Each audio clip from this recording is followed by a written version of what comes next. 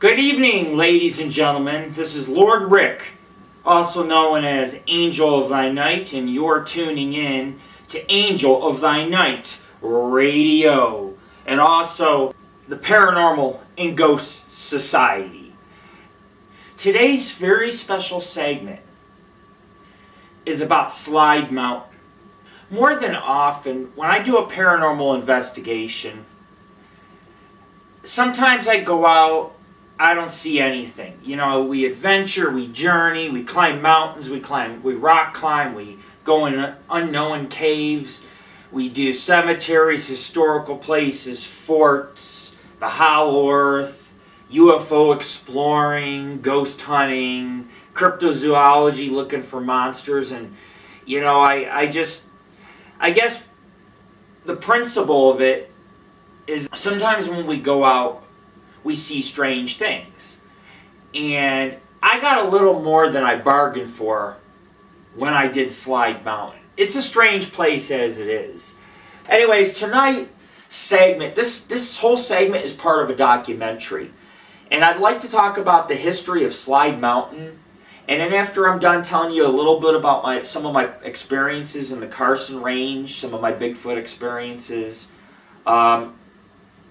and after I tell you a little bit about Slide Mountain in the area and the region, we'll get on with the live footage and we'll get on with the evidence. And, you know, I would like, this is a segment of the show, it's a very special segment, just on Slide Mountain, a little bit on Kings Canyon, a little bit on Job's Peak. These are places I've had either UFO or Bigfoot experiences. And so I'm going to talk a little bit about a major UFO experience that I filmed and photographed and witnessed on the peak of Slide Mountain. And strongly I recommend that after you're done watching this segment of Angel of the Night Radio, that you watch the video on full screen. Watch, because these UFOs you're about to see are 12 to 18 miles away. Maybe even 20 miles away. And after you're done, you know, if you can put it on your television YouTube. I have YouTube on my television. A lot of TVs have internet hookups, and HDTVs and DirecTV offers YouTube. I strongly recommend you put it on your TV, because what you're about to witness, it's going to blow your minds. Okay?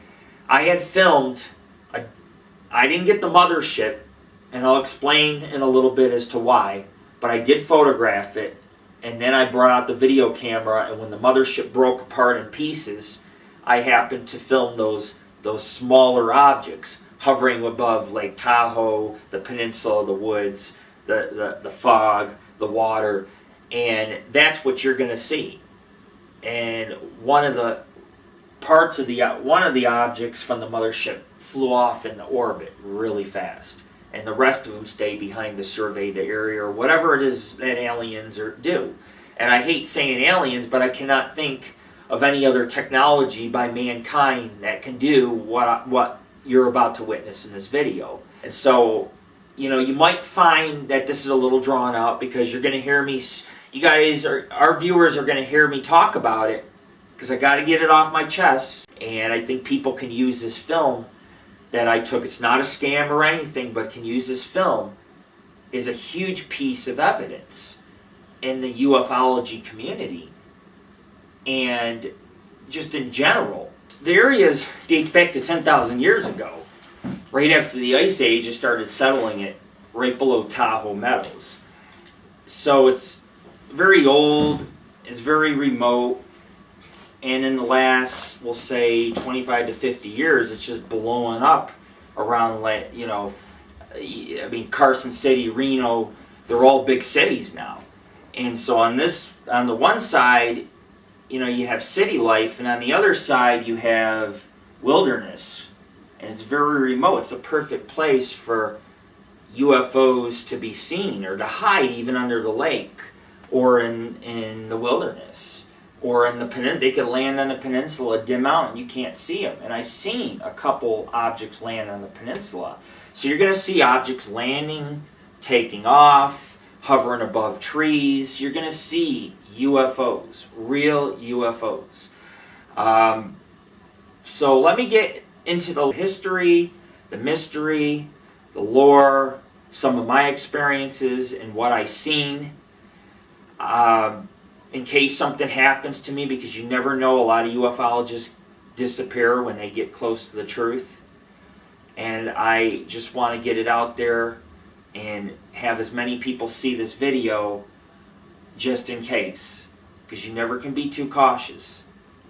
So, let me get into it, and after I fire off this segment of the radio show, I will get on with images, stills, and live video footage of what you're going to see, of live video footage of something of the unexplained, because we really can't explain it. We can only speculate based on my expertise and say, hey, these are objects we can't explain at the moment. But when something shoots off 10,000 miles an hour through the clouds, and then objects start appearing all over the place, you have to wonder if what you're witnessing is an epic event of something beyond our own understanding, beyond our technology, beyond our world. So welcome to Angel of Thy Night Radio with Lord Rick.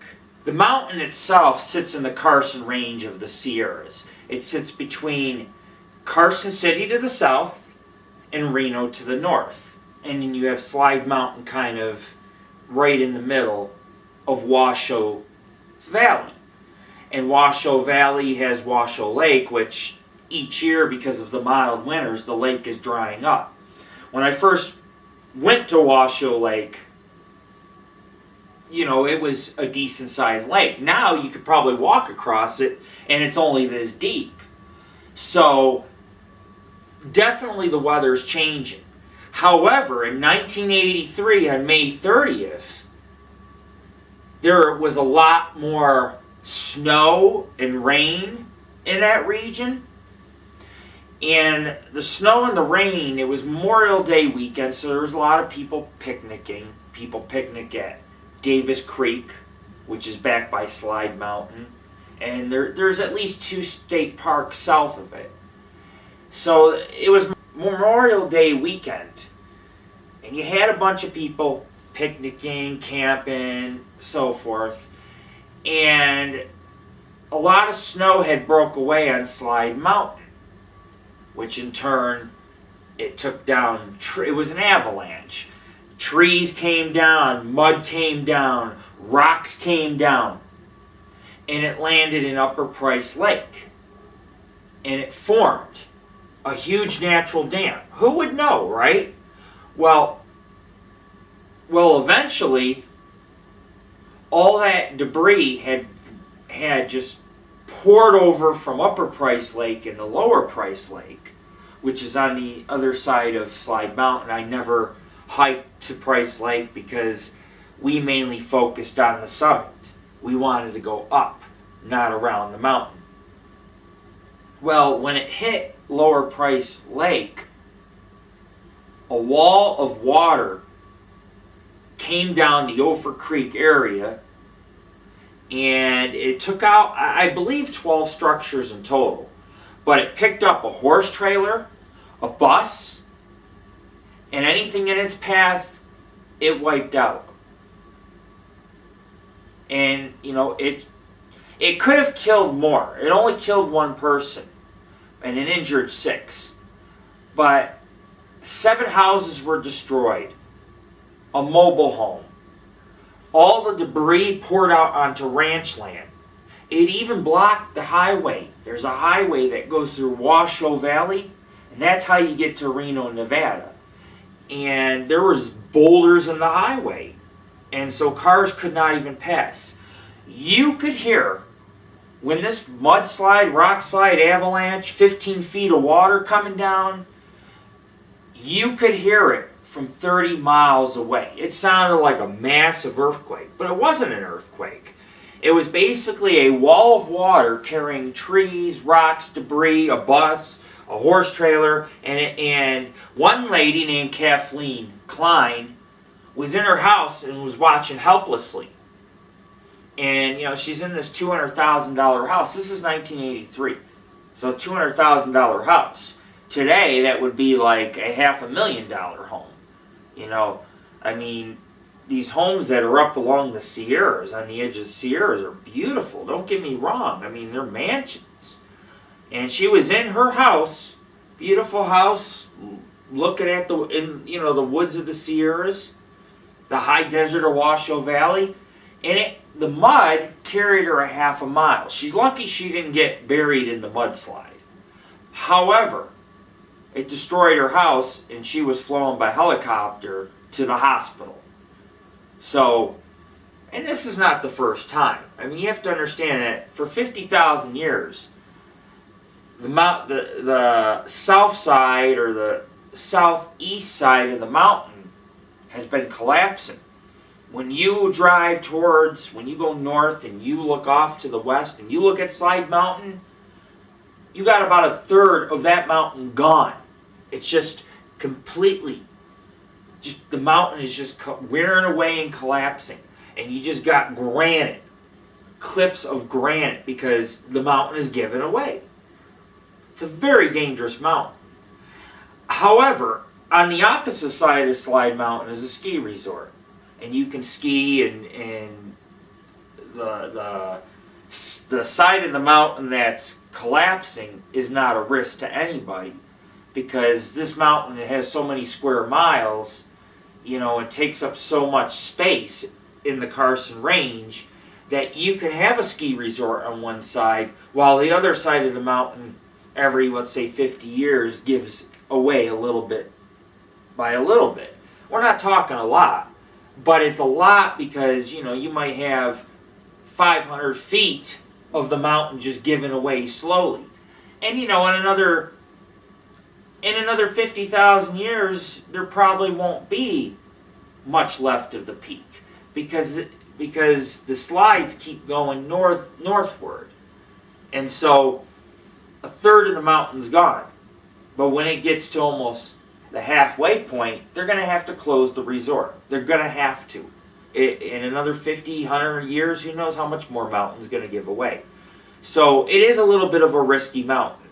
And you definitely, in the springtime when the snow is melting, or in the winter, you don't want to be in the Sierras or certain areas, because avalanches are very common in the Sierras. And every year people die from freezing to death, avalanches, and they occur all over, not just Slide Mountain. Difference is that when you look at Slide Mountain, you can see how it had gotten its name. It's like a giant slide at this angle. And it's like, where's the mountain? And you got this big canyon. You can tell the mountain used to come way over here, and a lot of it's gone on one side. So, it's a very interesting mountain to visit.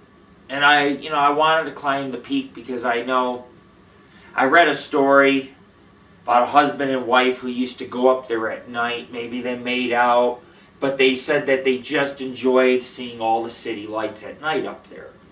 And there are multiple ways to get up there. You can rock scramble and climb and go up the front and go up a few thousand feet. This mountain also claimed the life of Joseph Valenzuela. He was a pastor in Gardnerville, worked a lot with kids. He was well loved. And he died in the mudslide. That's 2 lives that I know that this mountain has taken. But I've been working with the Carson Range. And you have what the Carson Range is basically the entrance into the Sierras. There's multiple ways, multiple passes you can go up into the Sierras. The Carson Range is huge. It's where the forest meets the desert.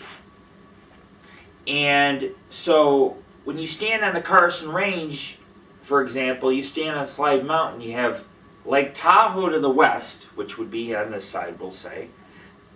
And on this side, you have the high desert with the cities, the small towns below. Gardnerville, Minden, Carson City, Reno, Washoe City. And don't get me wrong, I mean, the high desert that's in this region is very different. Like if you go into Carson City, you're going to see 100 to 250-year-old trees. It's very lush, it's very green, high desert or not. It's because the woods meet right there. So, any precipitation you get off of Lake Tahoe comes down onto Carson and Eagle Valley and places like those. And then you have another mountain range, which is the Pine Nut Mountain Range, with a lot of forest also. Just to give you an idea how remote this area is. And so when you stand on Slide Mountain and you look, you can see for 2, 3, maybe 400 miles on a clear day. We weren't so lucky. We took our team in and we ended up hiking around Tahoe Meadows. Site of an old Indian village. It has a lot of wildlife, a lot of plaques describing the history of the area, such as Lake Tahoe, some of the flowers, some of the wildlife, the cultural traditions of the Washoe people. And so it was a nice historical tour that we took. But our goal in the background, we were on the west side of Slide Mountain now, not the east side. We drove past it on the east side and we went all the way around to the north side and all the way down towards Lake Tahoe to Tahoe Meadows. And, it was a nice trip, but we started hiking primitive in the woods. They're like, how do we get to the peak? I'm like, we're just going to go through the woods and we'll climb to the top. We'll find a way. And when you start going to the woods, you kind of see, hey man, the peak's only like 800 feet, 1,000 feet up. You could see it. You could see it. A lot of people don't like Slide Mountain because Slide Mountain, not only does it have parts of the ski resort, like the ski lifts and multiple power buildings and antennas, people feel the view's kind of obstructed. I could understand. I could really understand. You go up there, there's a lot of electrical wiring. There's even signs in one tower. You got to keep so many feet away because it messes with your DNA and genetics. In other words, it probably could give you cancer and mutate your cells. So, you got to be careful when you go to the peak up there. You don't want to get too close to certain things. So that in itself is dangerous. Don't get me wrong. I mean, it can be dangerous.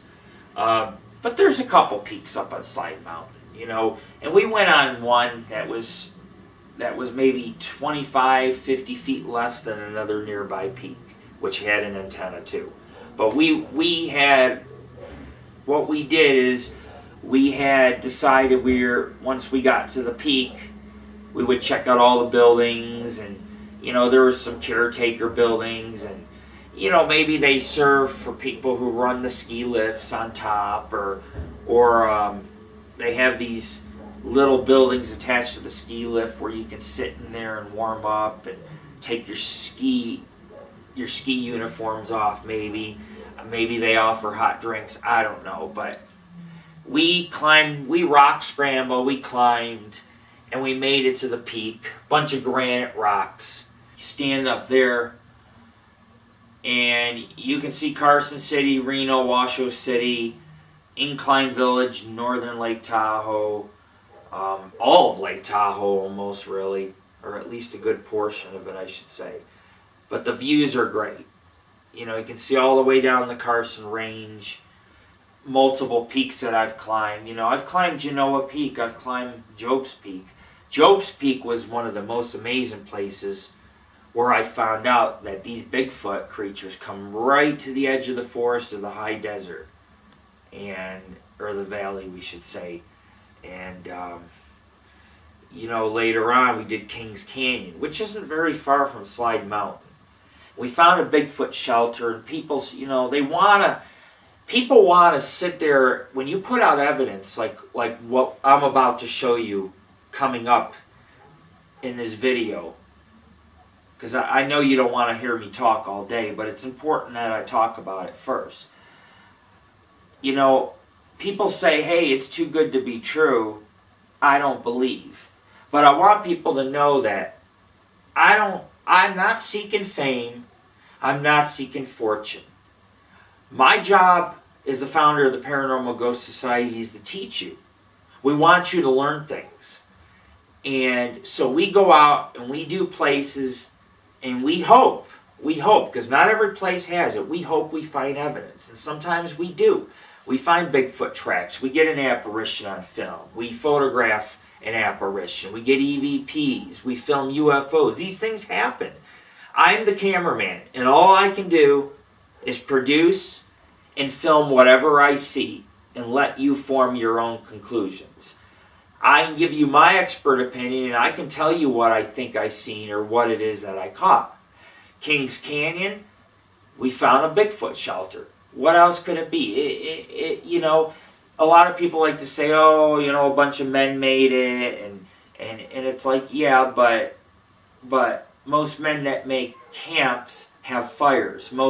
When you make a bark house, you shield it. You don't leave it open, okay, where you have access to the deer that graze around the shelter.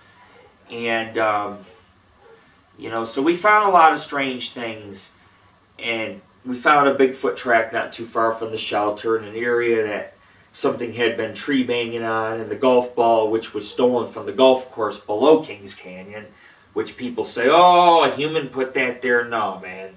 I mean, these creatures, these Bigfoot creatures are scavengers. And going to Slide Mountain, we were hoping that we would find tracks, maybe some kind of shelter, something similar to what we found in Kings Canyon. And boy, was I wrong. You know, I was standing there, I was having my lunch. You know, I'll smoke a cigar, I'll drink a brew. I always bring an ice cold brew on my hikes to drink on a peak. If I summit it, you know, I'll hold up the brew and be like, yeah, bitches, you know. And I'm telling you, I just got done drinking my beer. I had a cigar.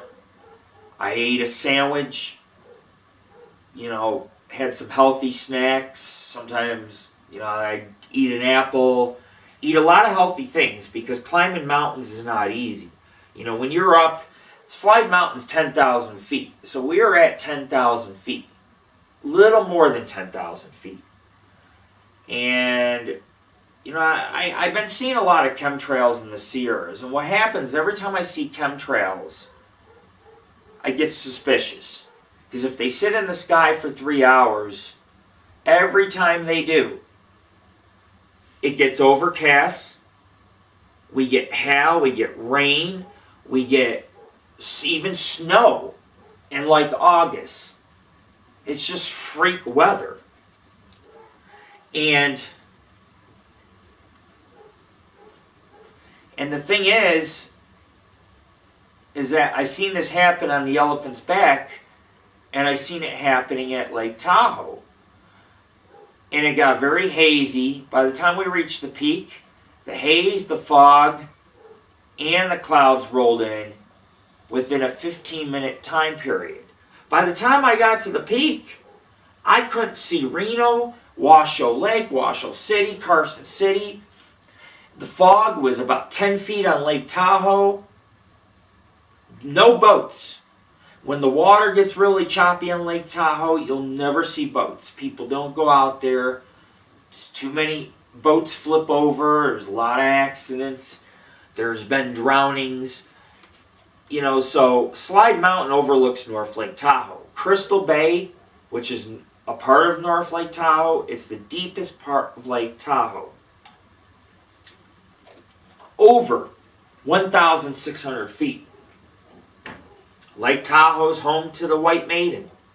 The Washoe, you know, obviously find the White Maiden, who appears in Cave Rock, which overlooks Lake Tahoe. Very sacred. Very sacred. People have seen her standing at Cave Rock. Below Cave Rock, there's underwater caves. Probably lava tubes. Where Tessie lives. Tessie's a lake monster. But what if the lake monster and all these things really... I mean, what if the White Maiden's really an alien? What if Cave Rock at one time went below to some hollow earth entrance? What if below Lake Tahoe there's a USO base, an underwater submerged object base. All this means, a UFO, it's just a UFO. The difference is that a UFO is in the air, unidentified flying object, and a USO is in the water. And sometimes a USO and a UFO are the same thing, especially when something large comes out of the water and shoots off to the sky. You just seen a USO transition to a UFO stage and jet off like it's nothing. So I believe, because the bottom of Lake Tahoe hasn't been much explored, I believe there's an underwater UFO USO base. That's just my theory. Okay, because I think that I need to explain myself more before I put out evidence. And before you watch what you're about to see, you need to understand, okay, this is bigger than you and I. Okay, that's what I want you to understand. What I'm about to show you, it's just so unbelievable. And you're not going to want to miss it. But anyways, I'm going to show you how I came to this theory. And I'm going to talk about it. And then I want to hear your opinions on what you think. Okay? See, back in the 1800s, there was a lot of racism and hate. And there was a lot of sawmills, and they were cutting all the forest down in the Carson Range, even Slide Mountain, and floating the wood down the flumes to build Virginia City. And then the water would come from Hobart Reservoir and Lake Tahoe, supply the cities and the valleys below in the high desert with water. But a lot of Chinamen were killed. And the mafia would kill people too, and they would tie a heavy brick or weight the person down, and they would throw them at the bottom of Lake Tahoe. And it's so cold, they said the bodies would last a long time because it's ice cold at the bottom, freezing temperatures. It's one of the bluest, most crystal clear, and deepest lakes in North America. I heard it's the deepest lake in North America until I found a sign, because there's different signs around Lake Tahoe, and they all say different things. And one sign said it's the deepest lake, and another sign said it's the third deepest lake. No less, it's a deep lake. And 10,000 years ago in the last ice age, glaciers had came through. 1 mile high, 2 miles high. Grinding into canyons, picking up rocks, picking up debris, carving out valleys, carving out canyons. And as the ice sheets receded, all the areas the glaciers carved out eventually were turned into crystal clear blue lakes. There's hundreds of lakes in the Sierras and ponds. Hundreds of them. You go into Desolation Wilderness, there's like 60 lakes. It looks like it did 10,000 years ago when the glaciers melted. It looks, very similar. Except now there's trees and a lot of wildlife. Lake Tahoe, same thing. Very deep lake. You're talking billions, you're talking trillions of gallons, like 39 trillion gallons of water. Enough to cover all of California in 14 inches. So, it's a mysterious lake. UFOs have been seen out there. It's part of the Sierra Triangle. The Sierra Triangle is a place where planes disappear, UFOs are seen. Supposedly there's areas that go underground with mile across long rivers. Widthwise, let me just say widthwise are 1 mile long, and there's underground rivers, the hollow earth caverns. I'm sure there are lava tubes and caves below Lake Tahoe. Some people say that there's a cave from Lake Tahoe to Pyramid Lake, and that's why people who drown in Lake Tahoe are sometimes found in Pyramid Lake. And that in itself is a mysterious area, very sacred to the Paiute Indians. So there's a lot of mystery. And I stood on Slide Mountain and I looked at one of the deepest parts of Lake Tahoe. And I was just chilling. I was like, we didn't find no Bigfoot evidence. We did find some strange things, but no Bigfoot evidence. And my buddy, who it was his first investigation, says, Rick, there is something on the water. It's like something signaling us with a mirror. I'm like, nah, come on, man. We're like 10 miles, 12 miles away. More than that. Lake Tahoe is like 12 miles across by like 23 miles. So, you figure. The object started off over near the Granite Chief Wilderness. I'm not saying it was in the wilderness. I'm saying it was that area. You have the Desolation Wilderness on western Lake Tahoe. And if you go further north, you hit the Granite Chief Wilderness. From that area on, there's a lot of Bigfoot activity. Okay, and there's a lot of Bigfoot activity around Slide Mountain. Kings Canyon, Job's Peak, Genoa Peak, all them mountains in that range that border the high desert is full of Bigfoot activity. Maybe the reason why we don't find these creatures is maybe they are alien in nature. Sometimes when I hike in the Carson Range or around Slide Mountain, I will find one track and that's it. It's like it got beamed up or taken up in a flying saucer, for example. Personally, I think that maybe Bigfoot could be alien and coming down here scouting the land, surveying the land, collecting data. For whatever reason, who knows? Who knows? Obviously, they need a good food source and water to sustain themselves. Lake Tahoe, there are remote parts of it. It's not all touristy. Certain parts or certain towns along the lake and ports and things like that and boat yards. But it's not all like that. And we're sitting there, we see the fog roll over the lake. Minutes later, here we are standing on the peak and I'm eating my lunch and, it's foggy, it's cloudy, we know we gotta go soon. We don't want to get caught in the storm. And Richard says something signaling us. I'm like, it's impossible. Across the lake is 12 miles and it's probably another 6 miles just to get to the lake shore itself. So the object we seen 18 to 20 miles away. And what I seen was there's some deep parts on the western edge of Lake Tahoe and it looked like something was slowly lifting off out of the fog. And it was bright. I couldn't look at it. It was gold. It was bright.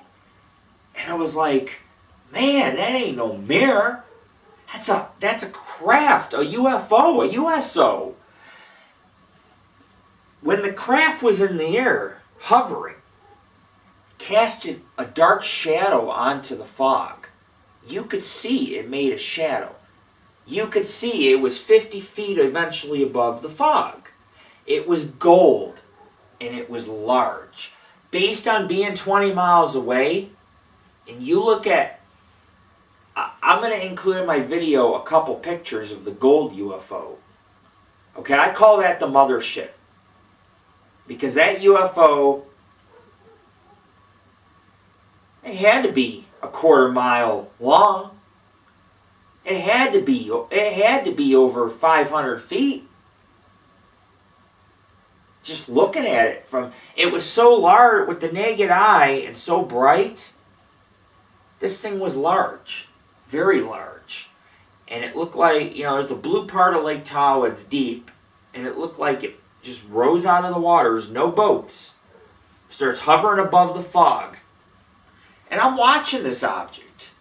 It's got a gold corona, it's bright, it's hard to look at. I quickly grab my camera. I take 3 photos. And then I'm like, okay, I need to get video footage of this. So I go to grab my cam and get ready to film this thing in HD quality. The mothership blinks out like that. The light just goes, shrinks.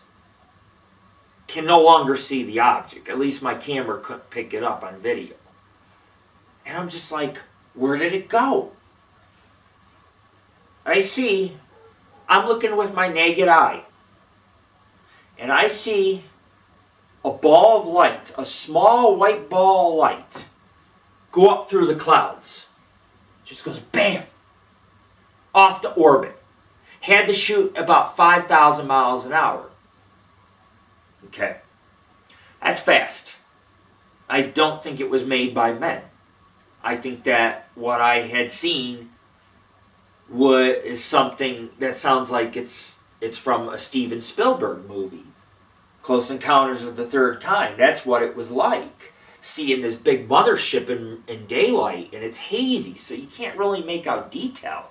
You could see the gold corona, you could see the object, and it's like the object broke into 5 pieces. It's hard to explain. But one of the pieces shot off to orbit. I didn't know where the other pieces of it had gone. It's like the ship separated into these white, smaller objects. And the white, smaller objects would strobe like a heartbeat. 3-4 times, disappear. Appear over, there's a peninsula, appear at the end of the peninsula. 3-4 strobes, appear just over the water. Like that, like pulsating at that speed.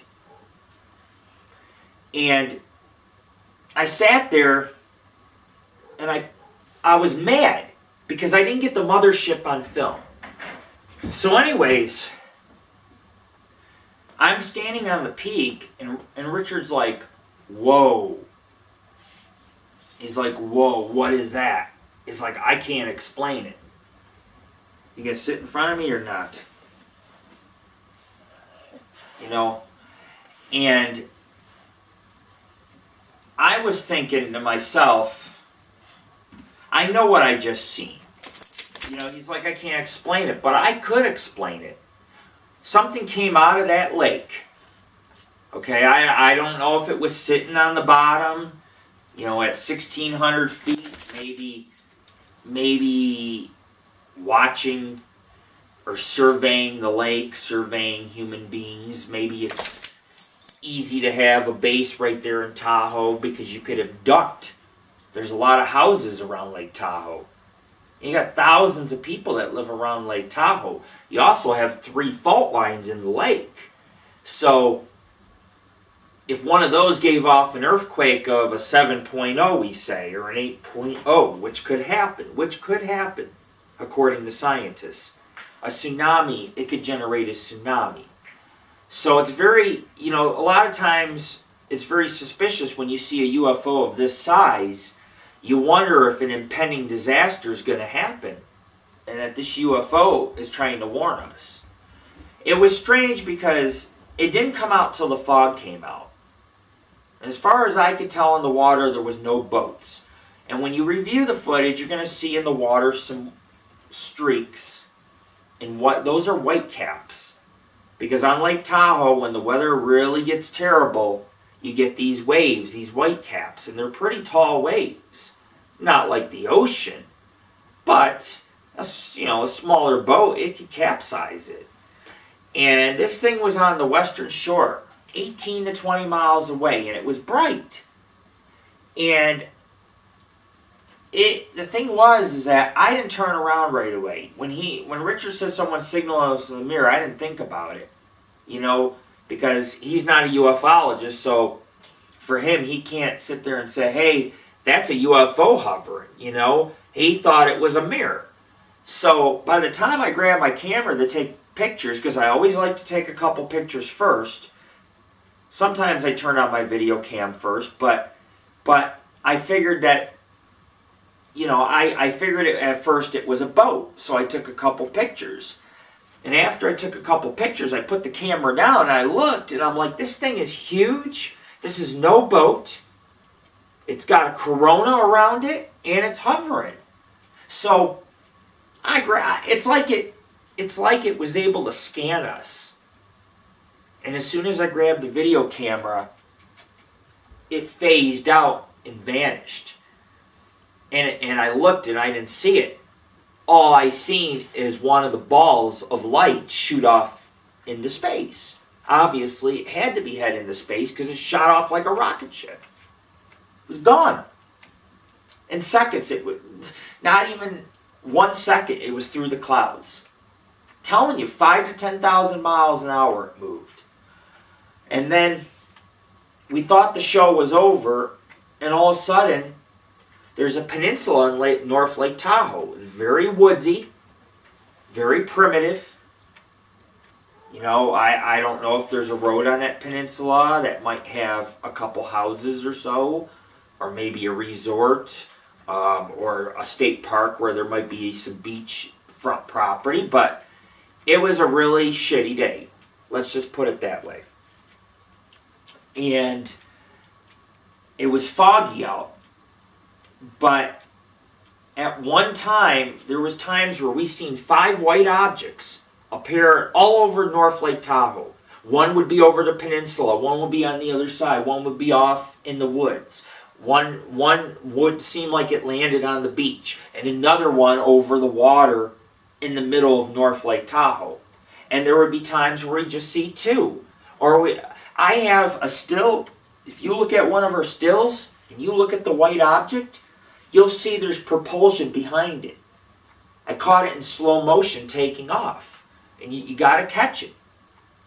So when you watch the evidence coming up in this video, I want you to look at the still shots taken from the video and the enhancements, and then use that, compare that, watch it full screen, because keep in mind these objects can be 12 to 20 miles off, and you will see these objects at times will strobe for 5 to 10 seconds, and then you'll no longer see it in my video. It'll be gone. And then it'll appear somewhere else a few miles away. And at times, you'll see 2 or 3 that I captured at once. And in the video, I say, oh, I'm not capturing it. Because when I was looking in the cam, I could not see these objects.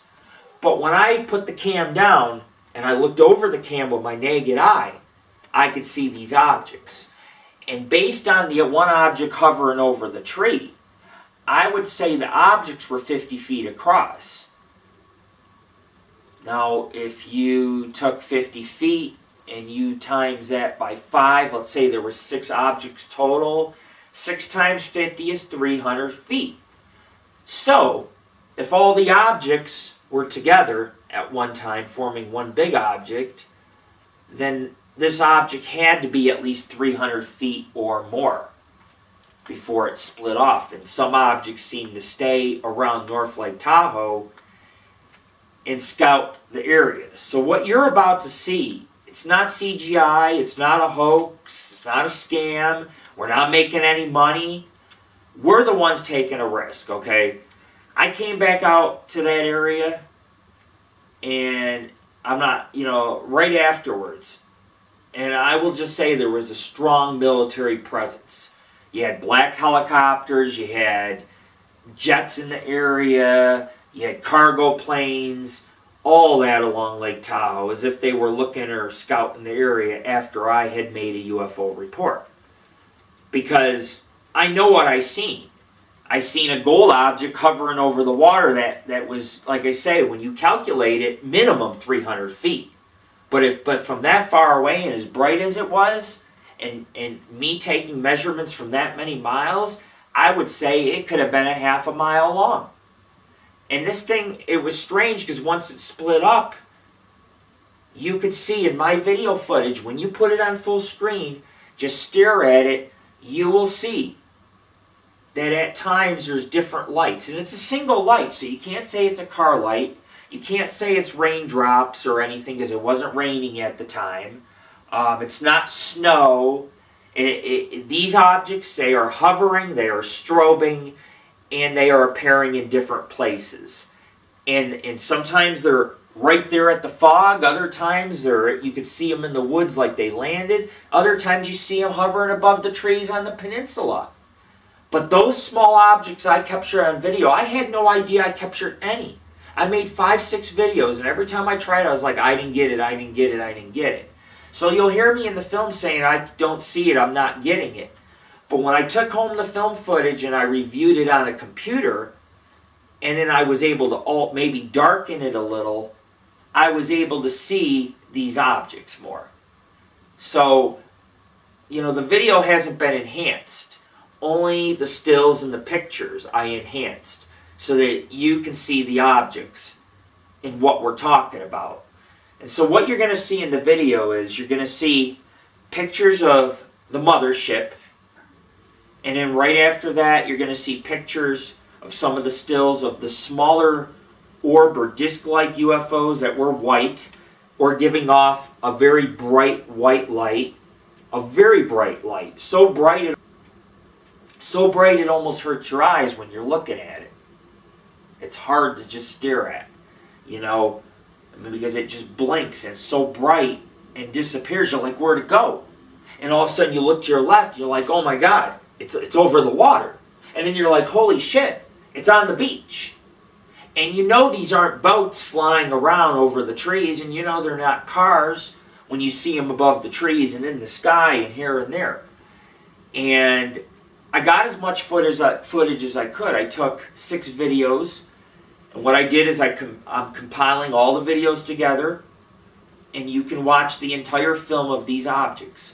And I filmed as much as I could, and then I had to get out of there because it started lightning, and we had a lightning bolt strike us near the peak. And for the safety of my son, my son's friend, and my investigator, we had to get out of there. And I was just like this, keeping my fingers crossed that I had gotten something on camera. I'm like, did I get these UFOs or did I not get them? I didn't get the mothership. Soon as I started filming, it blinked out. It's like an EMP, basically. It basically blocked my camera or turned my camera off at that moment because it did not want to be filmed. And I turned it on and I filmed, and I'm like, where is it? Do you see it? He's like, yeah, I see it. I'm like, I don't see it. It's hazy, it's foggy, and without any sort, if it doesn't strobe light or give off light, you're not going to see the objects. Well, the gold object, the lights went out.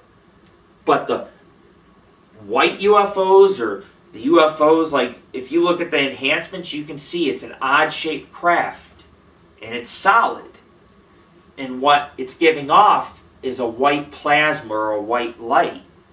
And it's like, what are they looking for? Are they feeding? Are they gathering food in the woods? Are they gathering fish? Are they abducting people? People might be camping on that peninsula. And it's foggy and it's dark.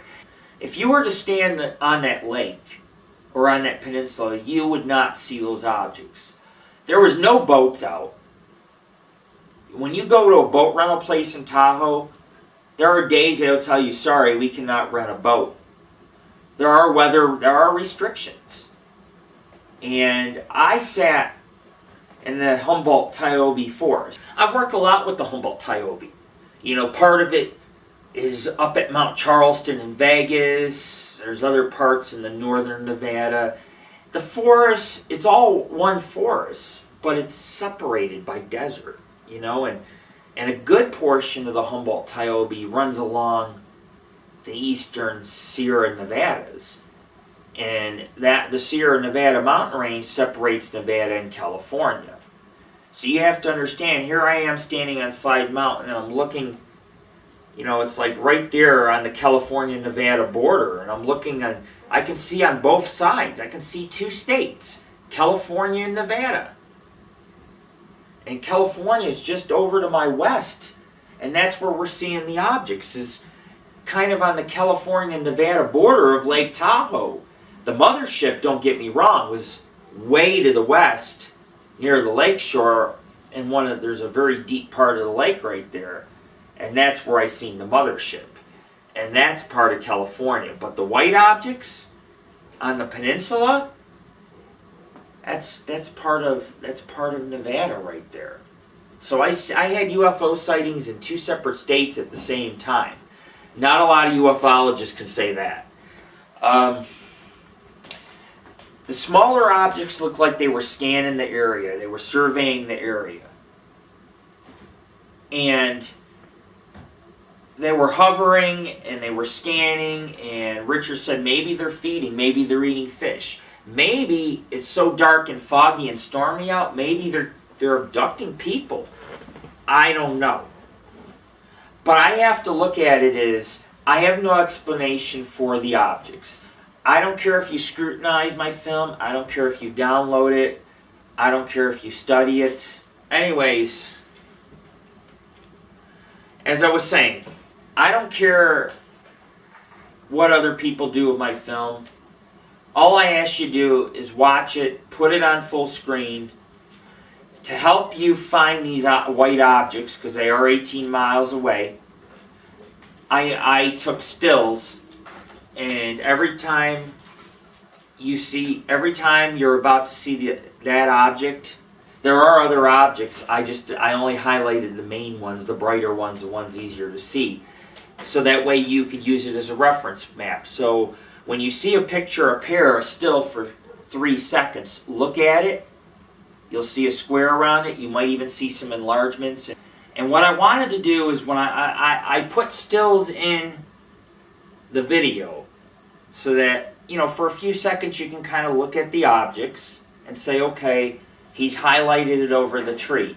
And then when you watch the live video, you'll see the white object strobing, blinking on and off, over the trees. It's not a spotlight, it's not an RC. You have to understand that when you see these white objects, sometimes they're separated by miles in North Lake Tahoe, appearing in different areas, different altitudes, and they disappear. And in one instance, there's a still, if you look at it, you'll see that on the bottom, there's propulsion, anti-gravity. You'll see it. And, so you can scrutinize my film, you can analyze it, and you're going to find out that this is genuine UFO footage. UFO doesn't necessarily mean it's alien. I mean, there is covert government craft from other countries. Even the United States has their own projects where they build test craft. There are military bases like Groom Lake in Nevada, Fallon Air Force Base, and you have a few others in California, and there's rumors that they're connected by an underground tram system or speed train that they have, and that a lot of strange lights are seen near these bases. So when you look at the footage, keep in mind that these objects that you're seeing, they're appearing in all different places around this woodsy peninsula. Maybe for all we know, maybe they're landing and picking up Sasquatch or Bigfoot. Maybe they're dropping him off. I don't know. Maybe that's why there's so much Bigfoot evidence within the Humboldt-Toyabe National Forest. Because right along there, a part of it is in the Sierra Triangle. But all these UFOs that are being seen might be Bigfoot related too, if that makes sense. There's a lot of, around Lake Tahoe, the sightings, the vocalizations, and the tracks, and all these things are very common. More common than you think. I get people that email me all the time with pictures of the lake monster or Bigfoot evidence, but they don't want to go public. But they'll come to me and they'll tell me, in private that they had a sighting or that they found some tracks up by Tahoe. We get it all the time. And the Carson Range runs along the east end of Tahoe, while the Crystal Mountain Range, part of the Sierras, runs in the Desolation Wilderness in the southwestern part, while you get up into the Granite Chief Wilderness, and so you got mountains all the way around. And it's bowl-shaped. It's a basin, basically. And so in the northern part of the basins where these UFOs are, you have the peninsula extending out or protruding out of North Lake Tahoe, and that's where these white lights seem to be hanging out. And if you, like I said, if you were standing on the shore, you would not see these UFOs because you would have a layer of fog. And standing on the bottom, it's so foggy and stormy, gray clouds, gray fog. So very few people would be able to see this. Maybe people on Mount Rose would be able to see it. Mount Rose is around 11,000 feet, close to it, maybe a little more. I think it's like 10,776 feet, somewhere in there. But Mount Rose to the north overshadows Slide Mountain. And then you have this canyon and you have Meadows. When you stand on Slide Mountain, you can see Tahoe Meadows. And so you have Tahoe Meadows and you have mountains and this giant canyon, which overlooks Lake Tahoe. So you have a lot of seclusion out there. And when I was standing on Slide Mountain, I realized, it's so peaceful and quiet up here. And we're witnessing these UFOs because we're the only ones that can see them, besides if anybody was on Mount Rose. And August is a time of year where a lot of people hike Mount Rose. It's not too warm out, there's not a lot of shade at the peak, so it is a good time to hike. Anyways, here it is. It's August 10th around 3, we'll say not 3 p.m., we'll say it's around 2, maybe 2:30, which was a Sunday. And a lot of people should have seen this, except the fog and the haze was so thick, I couldn't even photograph the cities or any of the scenery.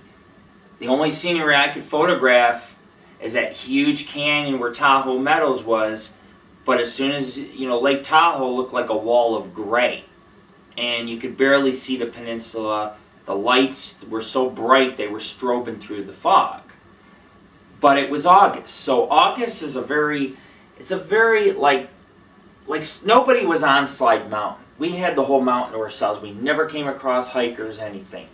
However, the predecessor, or the mountain that overshadows at Mount Rose, which, as I was saying before, it's over 10,700 feet, was across from us. And later on when we hiked, we could not believe how many cars and people were on that trail. The Mount Rose trail is very used. So someone on Mount Rose had to see it. And if you did, please come forth if you see this video and comment and tell us what you seen or what you think you saw. Because I could have not been the only one to see this big golden mothership or these white objects. And the only thing that speaks for itself in this field is evidence.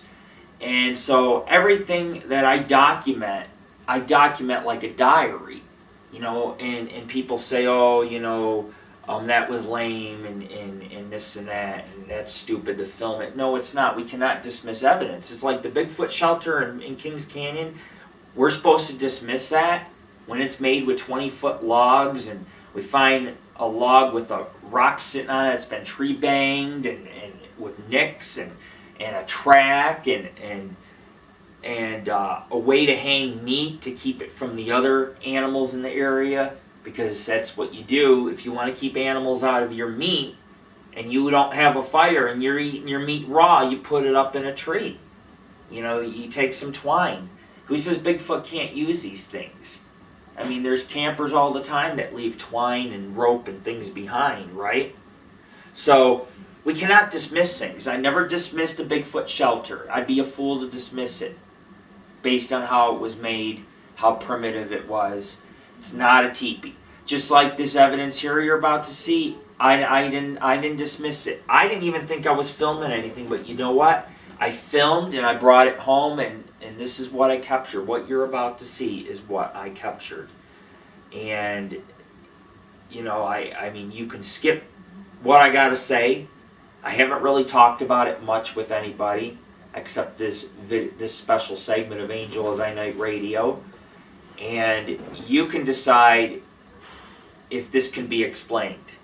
Because I tell you right now, these are not car lights. These are not pieces of dust floating in the air and blowing around. These are objects that hover, that move around, that travel from one place to a couple miles in a matter of a second. They're here and then they're there. And these white objects you're seeing were part of a much larger object, which makes me believe that maybe in one of the old lava tubes or caverns underneath Lake Tahoe, there could be an underground UFO or USO base, in theory. And when it became foggy, or the visibility was low, these craft came out to do whatever they had to do, survey, abduct, I don't know, catch fish. Maybe they eat fish. I don't know. You know, if something bleeds and has cells and skin and all these things, it has to eat. You know, it has to survive.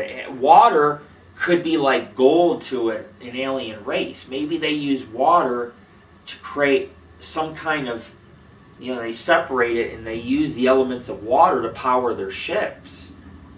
You know, hydroelectric energy or something of the sort. I don't know. But it was like the gold light was powering up brighter and brighter, and then it dimmed out, and then it split off, and you had these bright white objects which obviously were flying all around. So when you see this footage, I'm going to give it to you all. I'm going to give you the raw footage.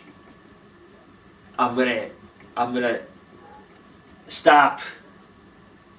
You're going to see the raw footage. You're going to see stills. You're going to see enhancements. The still UFOs are going to be in the beginning of this film. And then I'm going to stick the stills in. In each segment, a UFO appears. So you can compare the stills with what you're seeing in the video. And I highly recommend you watch it on full screen. Because these objects, although they are very, you know, although the white objects might be 50 feet across, when you're looking at something from 12 to 18 miles away, you know, it can be very difficult to see unless you watch it full screen. You know, if some of you get on your flat screens, nowadays they make it where you can watch YouTube. I can watch YouTube on my 63-inch TV. So, you know, you might want to watch this on your televisions. That way, when you see these UFOs, you can see the UFOs in a high digital quality, but on the big screen. Because I'm telling you, man, the truth is out there.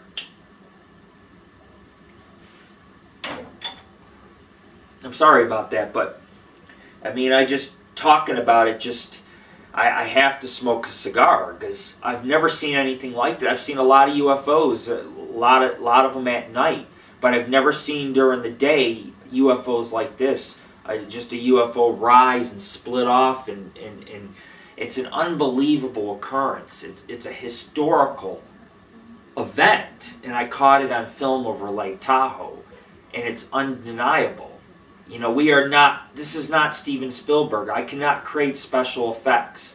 Some people think that I built the Bigfoot shelter in Kings Canyon, me and my son, because we're supposedly scamming the public. We're not making money off this. We're not becoming famous. We're teaching you about the paranormal. That's the whole point of owning a paranormal organization, is to preserve history, but at the same time to learn and to come back and teach our viewers what it is we found and saw. Little did I know, I thought I was going to see or find Sasquatch, and we found something that's bigger than you or I. Possibly alien visitors from another world. Maybe even living below Lake Tahoe, in the deep depths of Lake Tahoe, watching, waiting. Maybe they waited for that day to come, for the fog to roll in so that they could survey the area and take off to space. Go off to their home or the universe. Maybe we were just there at the right time and place. If that doesn't get strange enough, attached to the antenna near the peak is a round steel object with springs attached, and it had something on it. It's like a meteorite hit this. It's this round piece attached, and it's dented. And all the springs are off, and the piece is off, and it's twisted and mangled. And it makes me believe, it's like, did Sasquatch come up here and just tear the metal off, tear this off the springs, and just keep pounding it and pounding it? It's dented. Or did a meteorite fragment hit it? Did one of these objects that we're seeing hover over the trees, maybe these are probes zipping around, surveying the area, did it hit that on the antenna? Are the two related?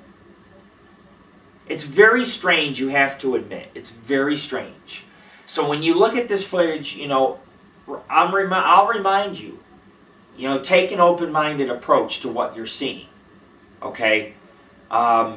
Because we have stills, we have enhancements, and we have live video footage that was taken from Slide Mountain, from the top of it, looking down on the North Lake Tahoe side, the deepest part of Tahoe, Crystal Bay, North Lake Tahoe, and we have these objects that we filmed. And I'm not just a paranormal investigator. I have to be a ufologist, cryptozoologist, parapsychologist in my work. And I have to document everything. That's what we do. We document everything, whether it's paranormal or not. We have to document it. And, a lot of people watch these TV shows and they're like, I know what this is, and they try to play expert with me. Don't do that, okay? Because I'm an expert in this field for many years. And if I theorize that it's this, 99% chance this is what it is. Based on my experiences over the years of investigating, seeing UFOs, seeing Bigfoot, seeing shelters and different things. And we use forensics and all kinds of different scientific methods in our work. And enhancements and special programs and all these things, because we want to give you the stone cold truth. So, enjoy the film. Sit back, because you're about to see visitors possibly from another planet or world at Lake Tahoe, Nevada and California. This is Lord Rick, and if you want to check out the rest of the evidence, the reports, the pictures from this expedition, you can do so at www.paranormalghostsociety.org. Go into the main page, click the investigation archives, and find Slide Mountain. It'll be in the last gateway that's open right now. It's gateway 4, portal number 25. And see, each gateway will have like 250, 300 places. And so if you go to the furthest gateway, that's some of our latest work.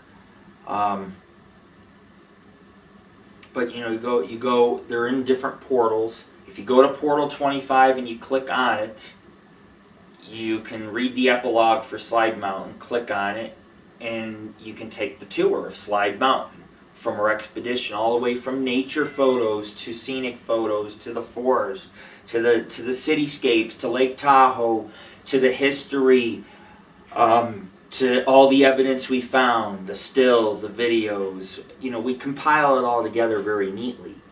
And I didn't start doing films till, we'll say about 5 years ago, 6 years ago, I started producing films.